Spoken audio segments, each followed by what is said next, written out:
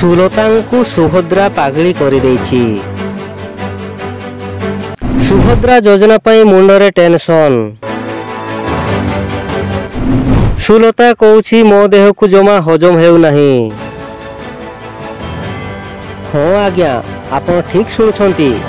ରାଜ୍ୟ ସରକାରଙ୍କ ସୁଭଦ୍ରା ଯୋଜନାରେ ରାଜ୍ୟବାସୀ ବେଶ ଖୁସି ଥିବା ବେଳେ ବିଜେଡିର ସଭାନେତ୍ରୀ ସୁଲତା ଦେଓ କିନ୍ତୁ ପାଗଳ ହୋଇଯାଇଛନ୍ତି। ସୁଭଦ୍ରା ଯୋଜନାକୁ ନେଇକି ଖାଲି ଖରାପ ମନ୍ତବ୍ୟ ଦେଉଛନ୍ତି। ମୁଁ ତ ଭାବୁଛି ସୁଭଦ୍ରା ଯୋଜନା ସୁଲତା ଦେଓର ନିଦ ହଜେଇ ଦେଇଛି। ପାଣ୍ଡିଆନ ଯିବାଠାରୁ ଆଉ କଦଳୀ ଖାଇବାକୁ ପାଉନାହିଁ ସୁଲତା।